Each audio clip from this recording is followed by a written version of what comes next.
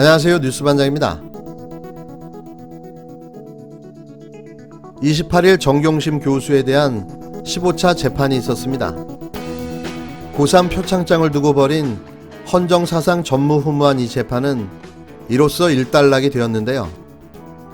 이날 재판에서는 향후 재판의 증인 채택, 특히 조국 전 장관에 대한 증인 채택 여부를 두고 검찰과 정 교수 변호인 간 공방이 치열했습니다. 또 부산대 교수 2명이 증인 출석해 당시 동양대 표창장이 부산대 의학전문대학원 최종 합격에 영향을 주었을 수도 있다는 증언을 했는데요. 사실 좀 황당하고 재밌는 증언이었습니다. 정확한 수치나 평가에 대한 구체적 증거는 제시하지 않은 채 그럴 수도 있다는 추측성 증언을 했는데요. 마치 말을 맞추고 나온 사람들처럼 말이죠. 표창장이 합격에 영향을 줬다. 그렇다면 대한민국 입시생 중 표창장을 하나도 갖고 있지 않은 입시생이 몇 명이나 있을까요? 또 이날 정 교수의 헤어 디자이너였던 구모 씨도 증인으로 출석했는데요. 이분은 검찰 수사 초기부터 현재까지 한결같이 정 교수에게 불리한 증언을 해왔던 분입니다. 물론 증언의 신빙성이나 신뢰성을 꼼꼼히 따져봐야 하겠지만 일관되게 불리한 증언을 해온 증인인데요. 구모 씨는 검찰 조사 초기에는 정 교수로부터 돈을 빌린 것이라고 진술했다가 계좌를 빌려준 것이 맞다고 진술을 정정했고 이날 재판에서도 같은 진술을 유지했습니다. 그러니까 구모 씨는 검찰 측 주장에 부합하는 증언만 한 셈인데요. 이날 출석한 부산대 교수 2명과 정 교수 헤어 디자이너 구모 씨 모두 검찰 주장을 뒷받침하는 증언을 한 거죠. 확실치는 않지만 뭔가 좀 이상하다는 생각을 갖게 만듭니다.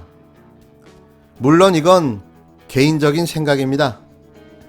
끝날 것 같지 않던 정치검찰의 폐륜적 만행이 그 끝을 향해 달려가고 있습니다.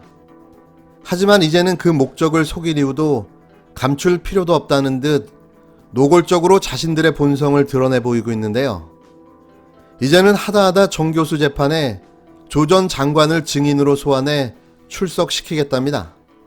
검찰의 이 어이없는 행동은 결국 조 전 장관 가족을 망신 주게 하며 끝까지 도덕적 윤리적으로 상처를 주겠다는 의도인데요.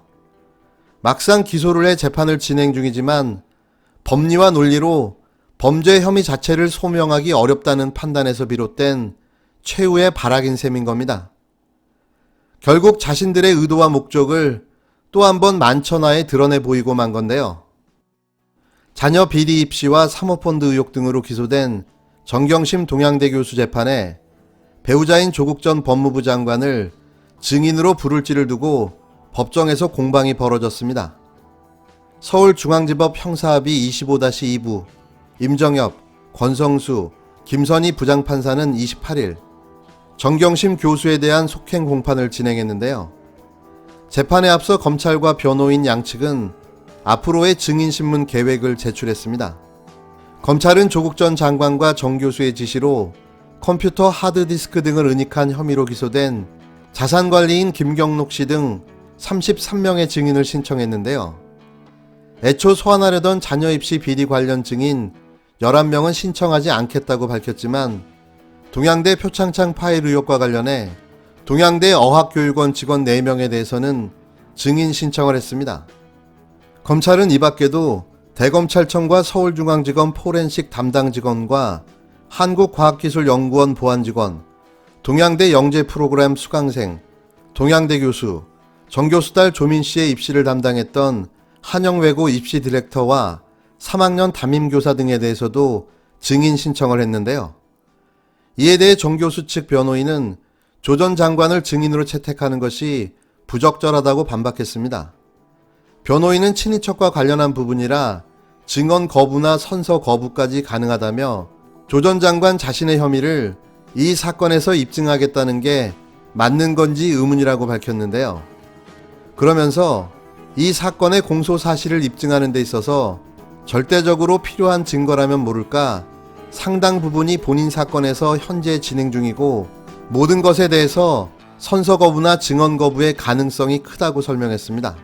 법원에 와서 실질적인 증언을 할 가능성이 없음에도 불구하고 법원 일대에서 지금보다 10배, 20배 큰 소요가 일어날 가능성이 있다며 증인으로 나온다는 것 자체로 사실관계 판단보다 정치적 호불호에 따른 사회적 혼란을 야기할 수 있다고 지적했는데요. 하지만 검찰은 진술 거부권이 있다고 해서 출석 의무까지 배제되는 건 아니라며 조 전 장관이 검찰 조사에서 진술 거부권을 행사하면서 법정에서 모든 사실관계를 입증하겠다고 직접 말했기에 법정에 불러 듣겠다는 것이라고 반박했습니다. 검찰은 또 정 교수와 조 전 장관이 공모관계에서 각각 어떤 역할을 했고 누구의 책임이 더 큰지 등 공소 사실에 대한 입증은 물론이고 양형 부분에 있어서도 반드시 증인 신청이 필요하다고 강조했는데요.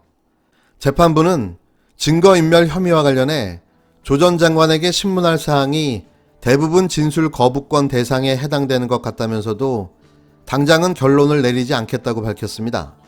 그러면서 정 교수의 공소사실 입증을 위한 질문이어야 저희가 합리적으로 증인을 채택할 수 있다며 검찰에 다음 달 19일까지 조 전 장관에 대한 증인 신문 사항을 제출해달라고 요청했는데요.